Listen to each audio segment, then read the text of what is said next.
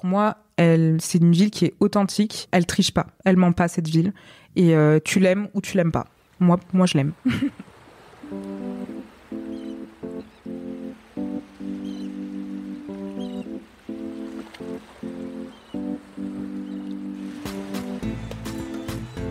Vous écoutez Marseille Créative, je suis Clémentine Roux, votre hôte.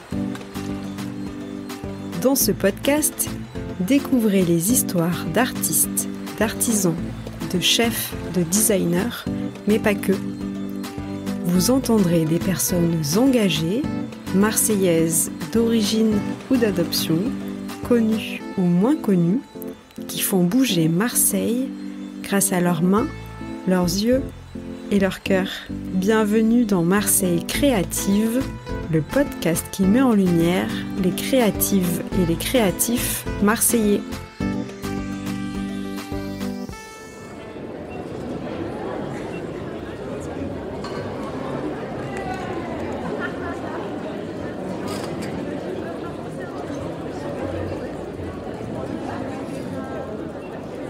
Je m'appelle Sabrina, j'ai 27 ans, je vis à Marseille depuis à peu près 1 an et demi et je suis photographe. Et du coup, moi, c'est Inès, j'ai 27 ans aussi et je suis artiste peintre et cofondatrice du magazine Trice avec ma sœur jumelle. Born and raised in Montpellier, plus précisément dans un petit village à côté, à 10 minutes, qui s'appelle Baillargues. Quand est-ce que vous avez décidé de vous installer à Marseille ? Alors pour ma part, donc c'était il y a 1 an et demi. J'ai jamais quitté le sud, j'ai jamais quitté Montpellier. Et en fait, il était temps de quitter quand même ma ville natale pour plein de raisons. Déjà professionnellement, parce que je commençais un peu à m'essouffler.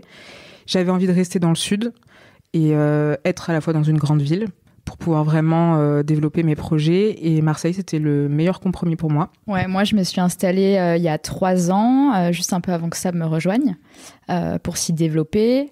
Comme elle disait, on a grandi dans une ville où tout nous paraissait fermé et presque impossible. Mais à côté de ça, on avait toujours nos rêves en tête et on se donnait les moyens pour les réaliser et y arriver. Moi, entre Montpellier et Marseille, j'ai vécu 3 ans à Londres. Donc j'ai eu ce côté-là de grande ville, d'effervescence et d'intensité. Et je me suis rendu compte qu'en fait, j'avais besoin de retourner dans mon sud, mais sans retourner à Montpellier, où justement, j'avais ce truc-là de je peux pas m'y développer, en fait. Tu pouvais pas te développer à Montpellier parce que tu trouvais ça trop petit, pas assez ouvert sur l'international ? Ouais, c'était déjà fermé intellectuellement. Puis nous, en fait, quand on a grandi, on était dans un lycée où en fait, on était un peu des ovnis pour tout le monde. Dans notre manière de s'habiller ou même de s'exprimer, par rapport aux musiques qu'on écoutait, nos goûts. Et en fait, on avait aussi la force d'être deux, donc on pouvait s'assumer pleinement. Et avec le temps, en fait, tu comprends que les gens qui te jugeaient finissaient en fait par admirer le fait que tu aies assumé pleinement qui t'étais. Et c'est aussi une force de te dire qu'en grandissant, tes projets que t'as créés assez jeune, en fait, tu continues à les explorer. Et, elle était obsédée par la photo. Quand elle a commencé, on faisait un peu des après-midi d'ado avec nos copines, où en fait, moi, j'avais juste l'impression qu'elle capturait des moments de vie, mais elle le faisait de manière assez artistique. Quelle image aviez-vous de Marseille avant de vous installer ici ? J'avais un peu l'image de Marseille chaleureuse, de par les gens qui y vivent. Il y a quand même ce côté sudiste, nous, qu'on aime, et c'est beaucoup plus prononcé à Marseille, je pense, qu'à Montpellier. Et puis les endroits aussi, le fait d'avoir à la fois la ville et la mer dans une même ville aussi proche, moi, je trouvais ça trop bien. Par exemple, à Montpellier, y a le côté ville, mais pour aller à la mer, c'est un peu... Enfin, voilà, faut être véhiculé, etc. Donc ça, moi, je trouve ça hyper cool. Enfin, pas d'a priori vraiment trop néfaste pour ma part. Moi, j'avoue que j'aime bien imaginer quelqu'un ou quelque part quand on me le décrit. C'est un peu comme quand tu lis un livre, en fait. T'aimes bien imaginer, te donner une image du personnage principal, où il est. Et le truc avec Marseille, c'est qu'on me l'avait jamais vraiment décrit. Donc, j'avais forcément plus de préjugés. Mais du coup, j'avais aucune attente. Donc en venant ici, j'avais pas la possibilité d'être déçue. D'autant plus que c'est quand même, même si la mentalité est très différente, ça changeait pas plus sur le cadre, à part que j'avais la mer plus à proximité qu'à Montpellier. Vous habitez dans quel quartier ? Je vis dans le 1er arrondissement, pas loin du Palais Longchamp. C'est un quartier qui est calme, avec des commerces hyper mignons. Et moi, j'habite au quartier Saint-Victor. Je pense que Inès, c'est pareil, mais on n'a pas eu vraiment la chance de choisir son quartier. Pour ma part, je suis indépendante, donc c'est déjà compliqué de trouver un appartement. J'ai juste eu la chance d'être tombée sur un appartement dans ce quartier-là, dans le 7e, parce que c'est un quartier qui est quand même très cool. Moi, sur le coup, je suis à la fois à côté de la ville, enfin dans la ville, et à la fois à côté, au début de la Corniche. Donc ça, j'en suis vraiment très reconnaissante. C'est un quartier qui est vraiment très mignon. Pareil, il y a plein de petits commerces. C'est quand même très provençal, marqué provençal.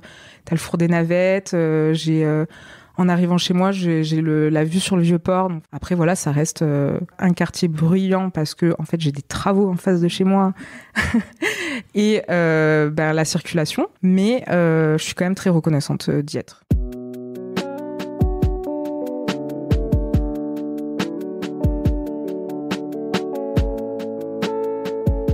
Je suis photographe et je vis de la photo depuis maintenant 5 ans à peu près, où je me suis mis en freelance. Donc c'est dur, enfin faut se l'avouer, hein. C'est dur d'être indépendant, d'avoir une régularité de salaire. Mais aujourd'hui, j'y arrive plus ou moins, j'arrive à en vivre et c'est grâce à ça que je peux développer aussi des projets comme Trice. On ne vit pas du magazine, pas du tout. C'est vraiment un projet de cœur et qui nous a permis beaucoup de rencontres et par la suite des clients, même si c'était pas le but de départ. Mais c'est plus un investissement personnel qu'un métier à proprement dit. Donc pour ma part, oui, je vis de la photo. Et moi, je suis artiste peintre et je travaille aussi dans le retail pour une raison assez logique, c'est que le confort. Et il y a aussi un truc de suite logique où la mode, ça a quand même un impact assez hyper profond et important dans mon travail, qu'il soit pictural ou avec le magazine. Donc c'est juste une suite logique en fait de bosser dans la mode et d'avoir un travail artistique en fait. J'ai commencé par le dessin. J'étais obsédée par en fait les proportions, par les visages, par les veines, les mains, par tout ça en fait. Donc j'ai commencé par dessiner et puis ensuite je trouvais qu'il manquait quelque chose à mes dessins, donc j'ai voulu y mettre de la couleur et en mettant de la couleur j'avais aussi envie de mettre de la matière. Donc la suite logique c'était évidemment de faire de la peinture et du grand format. Et en fait, je me suis vraiment développée là-dedans en produisant des portraits, des scènes de films qui m'inspiraient, des personnages que j'imaginais, plus principalement des femmes. Et je mets toujours, évidemment, ce côté-là mode qui fait partie de mon quotidien et qui me décrit, en fait. C'est assez coloré, c'est assez vif. C'est assez féminin, mais j'ai envie d'y mettre une touche un peu de masculinité aussi, parce que ça décrit aussi la façon dont je m'habille, la façon dont j'aime rencontrer des gens, m'habiller, écouter de la musique, voilà. Pour ma part, dans mes images, moi j'ai commencé aussi à travailler en fait dans le milieu du prêt-à-porter. Donc j'ai commencé à faire des photos plus de looks, des lookbooks pour des marques, etc. Donc mon univers il est quand même assez marqué dans le milieu de la mode, mais je voulais y ajouter quand même ma touche à moi. J'adore la mode, mais Inès elle est beaucoup plus spécialisée là-dedans que moi. Fashion. Oui, elle est plus dans la fashion. mais moi, je voulais vraiment ajouter cet aspect mode, mais dans un contexte un peu plus naturel. J'aime avoir des poses naturelles, capturer des instants. Je suis plus sensible au visage, à ce que dégage la personne plus qu'un look. Mais pour moi, c'est un mélange de tout ça. C'est un mélange à la fois des looks qui est très important, des couleurs, des visages et des lieux qui m'inspirent, que je capture. Un projet un peu plus personnel, Nous, on est originaire, nos origines sont algériennes. Même si on est né en France, c'est pour moi quelque chose d'hyper ressourçant quand on y va. J'y suis allée d'ailleurs au début de l'année avec ma maman et ça faisait 10 ans en fait qu'on n'y était pas allé, même plus, je crois, 15 ans. Et du coup, je me suis dit, il faut que je fasse une série. Il faut que je fasse une série photo. Je n'ai jamais fait de série photo depuis que je me suis vraiment lancée pleinement dedans. Et en fait, je pense que ce sera mon prochain projet si je peux faire une expo un jour. Toutes les deux, donc, on est dans ce milieu un peu artistique, que ce soit dans la peinture, la photographie. On est très sensible à ça depuis vraiment toute jeune. On se partageait un peu plein d'artistes qu'on aimait bien quand on était ado. Et moi, j'ai commencé à vraiment être sensible aussi à l'édition. J'aimais bien choper des magazines de mode ou autres. J'aimais bien ce format papier, surtout qu'on a grandi dans tout ce qui est le web, les réseaux sociaux, etc. Et je me suis dit, mais le format papier, il faut pas le perdre, quoi. Donc voilà, ça travaillait dans ma tête et puis un jour j'ai dit à Inès, faut qu'on fasse un truc ensemble, faut qu'on fasse un projet ensemble où on dévoile des artistes qu'on aime toutes les deux et qu'en même temps on y ajoute nos univers à toutes les deux, quoi. Donc on a créé ce magazine Trice. C'était en 2015 qu'on a sorti le premier numéro. Inès, elle était à Londres à l'époque et moi je finissais mon contrat de photographe dans un concept store à Montpellier. Et je me suis dit, bon, allez, c'est le moment. Je mets des sous de côté et puis on lance le premier numéro. Donc, on a commencé à faire une sélection d'artistes, à les contacter, alors que c'était sur Insta ou par mail. Et puis au fur et à mesure, on a essayé de structurer le magazine en plusieurs rubriques pour qu'il y ait une vraie cohérence à l'intérieur. Et l'idée aussi principale, c'était pas forcément que faire des interviews d'artistes dans le magazine, c'était aussi pouvoir ajouter notre touche à nous et potentiellement collaborer avec aussi les artistes. Donc ça a commencé en faisant des shootings, par exemple. On a fait des éditos un peu mode pour ajouter ma touche photo et Inès sa touche de styliste. Et toutes les couvertures, je voulais que Inès les fasse pour que ce soit vraiment unique, qu'on reconnaisse vraiment notre patte à toutes les deux. Ouais, le premier numéro, ça a été vraiment le fruit de toutes nos rencontres.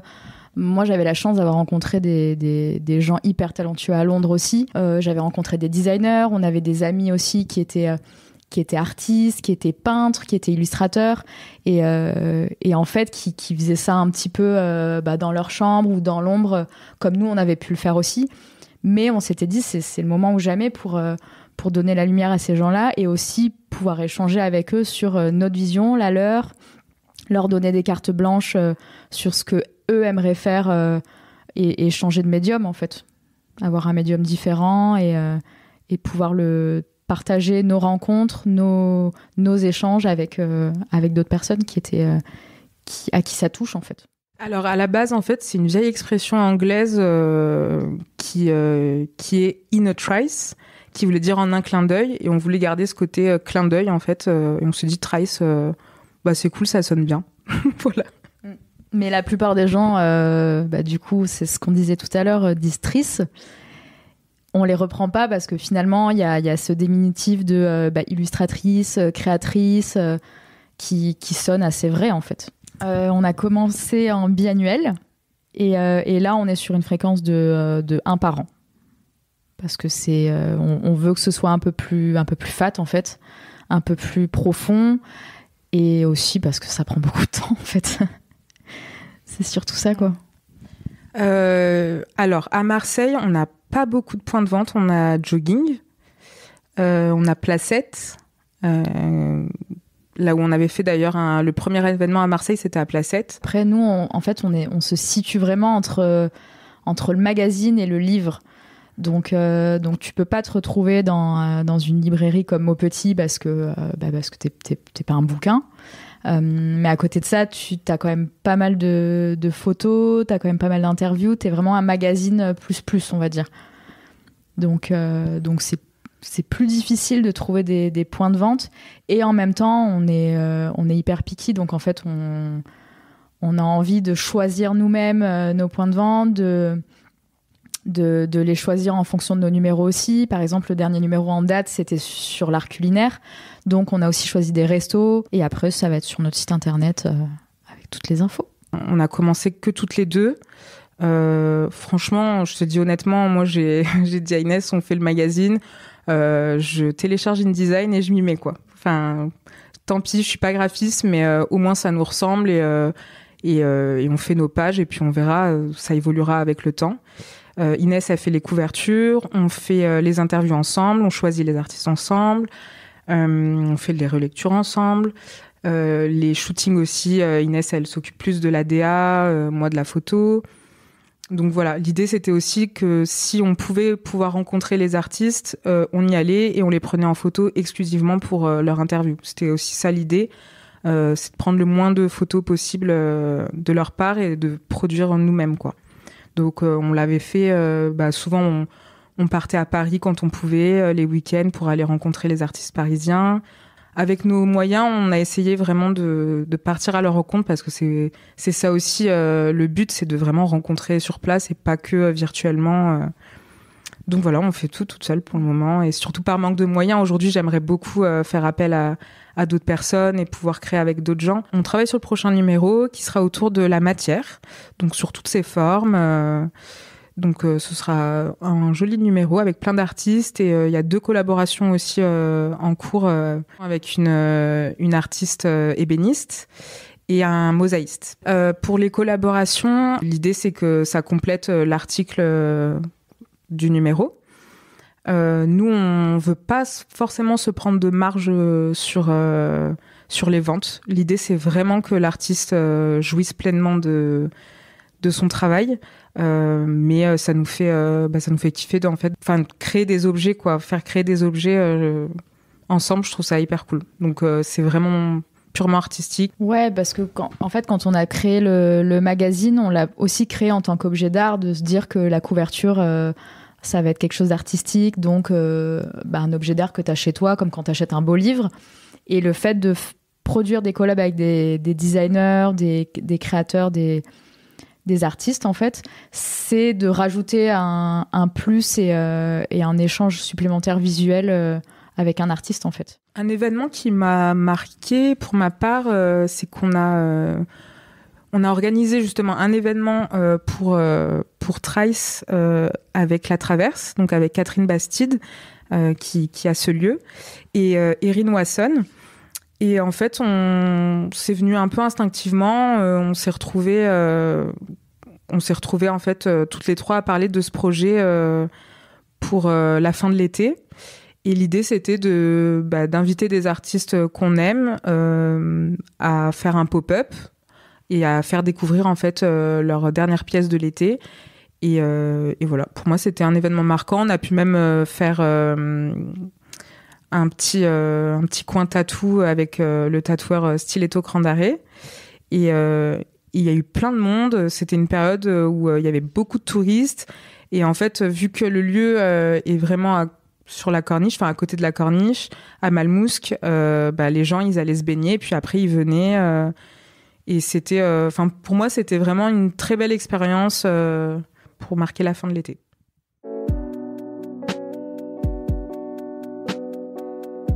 Alors, comment Marseille nourrit ma créativité ? Ça va être hyper bateau, mais en vrai, moi, le soleil, déjà, c'est ma première source d'inspiration. Que ce soit dans la photo, j'aime beaucoup jouer avec le soleil, etc. La vie en général, la vie quotidienne des gens, dans la rue, les quartiers qui sont hyper divergents d'une rue à l'autre. Ouais, moi, c'est assez similaire. C'est la lumière, en fait. J'ai vécu dans une autre ville où, Londres, la lumière n'existe pas, ou du moins elle est grise, et terne. Et je continuais à peindre, mais j'avais un sentiment qui était différent, et j'avoue que j'avais besoin de retrouver la lumière en fin de journée, en l'aube, toute cette lumière-là du sud qui est hyper stimulante. Pour vraiment se ressourcer, ça sera du côté de la mer, hein, ça c'est sûr. Je pense que pour plein de gens, c'est la même chose. On aime beaucoup le Bain des Dames comme spot. Ça a été d'ailleurs le premier spot qu'on a fait à Marseille avec Marie Vial, où on avait fait un joli shooting là-bas. Et c'est elle qui nous a d'ailleurs fait découvrir ce lieu et j'aime beaucoup. Mais voilà, ça sera tout du départ de la corniche jusqu'au bout. Mais ouais, ce sera du côté de la mer pour se ressourcer. Il y a tellement d'inspiration, que ce soit même les quartiers autour, les petites ruelles, les murs de couleurs, tout ça. Enfin, je trouve que la lumière, elle est vraiment trop, trop belle, quoi. Quelles sont vos petites habitudes à Marseille ? J'ai une habitude vieille un petit peu, qui est que tous les mardis matins ou samedi matin, je vais au marché des Réformés acheter mes fleurs. Ça, c'est mon habitude principale. Après prendre un petit chocolat chaud dans un commerce pas loin, aller manger au café de la banque, parce que c'est pas loin de mon taf. Voilà. Moi, mes petites habitudes, c'est que quand j'ai des pellicules à faire développer, je vais aller à Photo République. Je l'adore. En plus, c'est 2 frères asiatiques qui tiennent ce commerce et ils sont adorables, plein de bons conseils. Donc, j'adore y aller pour développer mes pellicules. Et après, moi, ce sera plus le côté un peu bof sudiste.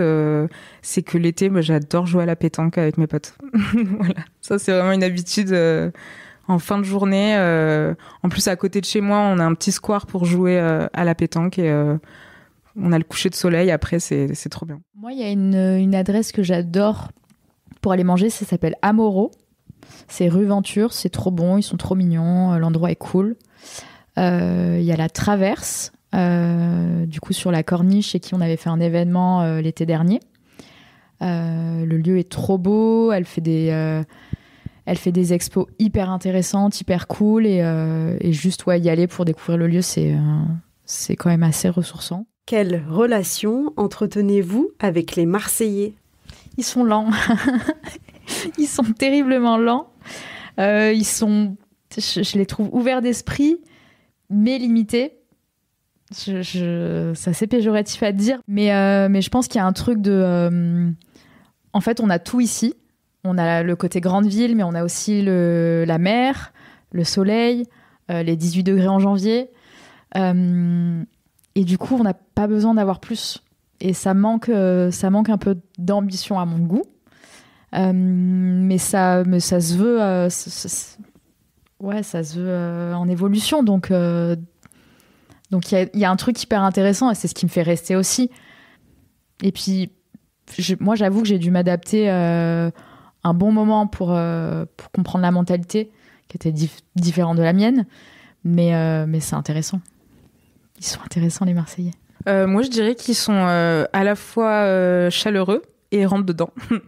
et en vrai, c'est ce que j'aime un peu. Enfin, bizarrement, je m'en suis rendu compte que j'aimais ça parce que, alors moi, je suis de nature très calme de base, mais j'aime bien ce côté un peu bourrin aussi. Enfin, je conduis dans Marseille, donc en fait, j'ai très très vite adopté la conduite marseillaise.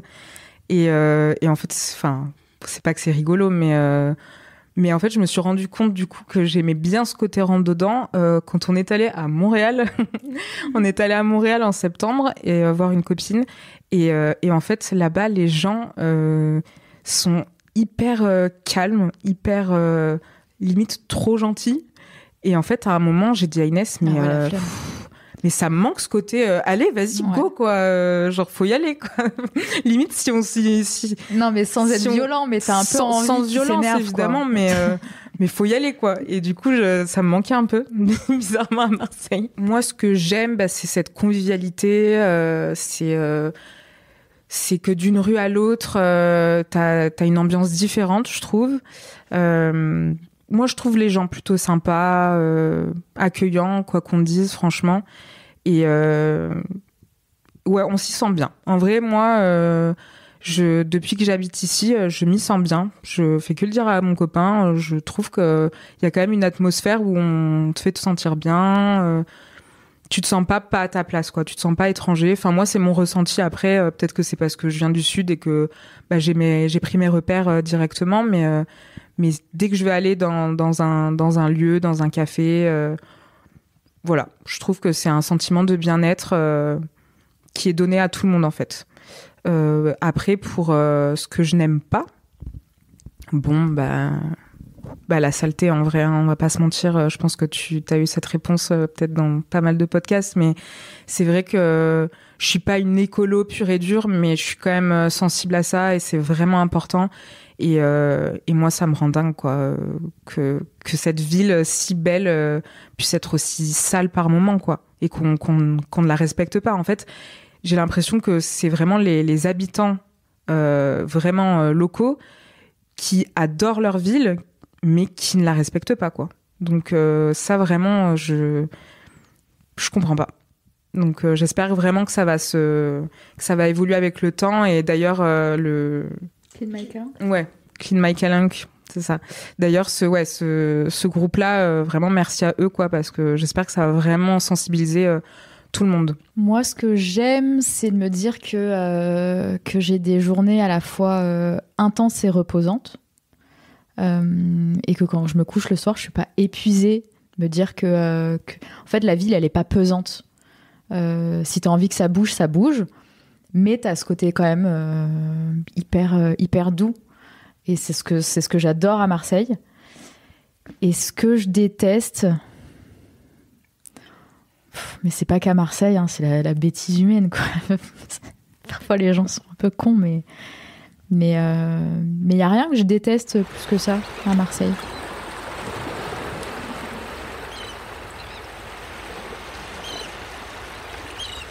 Place au portrait chinois à la sauce marseillaise.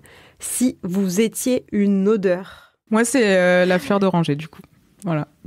Moi, ce serait c'est un peu cliché, mais le savon de Marseille, parce qu'il y avait la maison de la savonnerie juste à côté de mon atelier. Et tous les matins, quand je passais devant, c'était l'odeur, c'était mon odeur matinale, quoi. Si vous étiez un son. Alors, au choix, ça aussi, tu as dû avoir ces réponses-là. Mais ça va soit être les klaxons. Voilà, hein, vu que je conduis, ou même si t'es piéton, hein, tu entends des klaxons toute la journée. Ou alors les travaux, parce qu'il y en a de partout, et surtout de chez moi, quoi. Donc voilà, pour moi, c'est le son de mon Marseille, pour l'instant. Si vous étiez un goût. Moi, le goût, ce serait le couscous du palmier. J'adore y aller. Pour le goût vestimentaire, on va dire une écharpe de l'OM, parce que j'adore le foot. Moi, mon premier souvenir à Marseille, il est beaucoup moins pro. C'était avec mes potes de Londres il y a 4-5 ans. Ils étaient venus une semaine pour visiter la ville comme des bons vieux anglais touristes. Et j'étais venue les voir et je connaissais pas Marseille du tout. Pas bien, en tout cas. Et voilà, on a fait tous les trucs de touristes. Je les ai suivis un peu partout alors que ça aurait dû être l'inverse, mais c'était des bons souvenirs. Alors pour ma part, j'habitais pas encore à Marseille et on a fait un shooting très très cool avec Inès. Inès m'a assistée. On a shooté du coup le rappeur marseillais Zamdan au Corbusier. Et c'était pour un gars qui s'appelle Lucas Delombre, qui travaille pour Views, et qui en fait avait sorti un projet de chemise en soie upcyclée par des carrés Hermès. Et c'était vraiment chouette. C'était mon premier gros shooting. C'était un beau shooting qui m'a vachement plu au Corbusier. Comment décririez-vous Marseille à quelqu'un qui n'a jamais mis les pieds ici ? Pour moi, la ville, elle est tellement indescriptible. En fait, le sentiment vraiment à Marseille, il est tellement personnel. Il y a tellement de quartiers, il y a tellement d'endroits différents, que tu ailles sur le Prado ou sur la Corniche ou dans le centre-ville. C'est tellement différent, ou même au cours Julien, tu vois. Ouais, je sais pas, c'est un sentiment tellement différent en fonction des quartiers que je serais incapable de la décrire. Je pense que je répondrais juste, il faut que tu viennes, quoi. Il faut que tu viennes voir de tes propres yeux ce qui s'y passe. Oui, il y a un côté très underground, un côté très provençal. En fait, voilà, comme on disait, hein, chaque quartier est différent.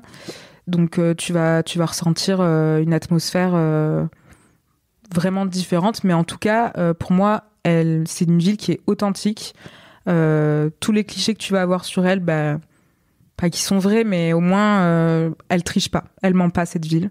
Et tu l'aimes ou tu l'aimes pas. Moi, je l'aime.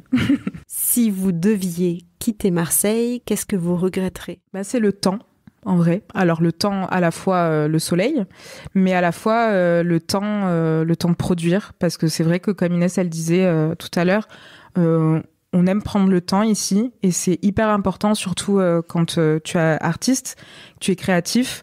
Mais je trouve que ce calme un peu du Sud te permet de réfléchir et de vraiment développer ta créativité. Et c'est ça qui me manquerait si je pars dans une autre ville qui est beaucoup plus...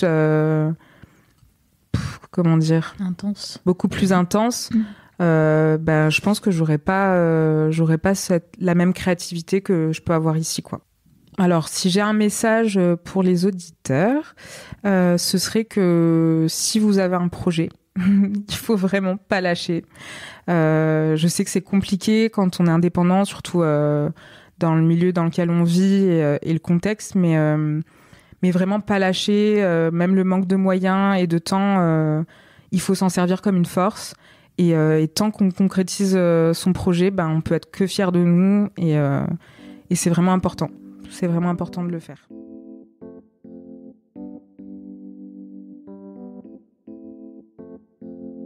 Pour découvrir leur travail, n'hésitez pas à consulter leur compte Instagram respectif et le compte Instagram du magazine @tricezine et le site internet tricemagazine.com.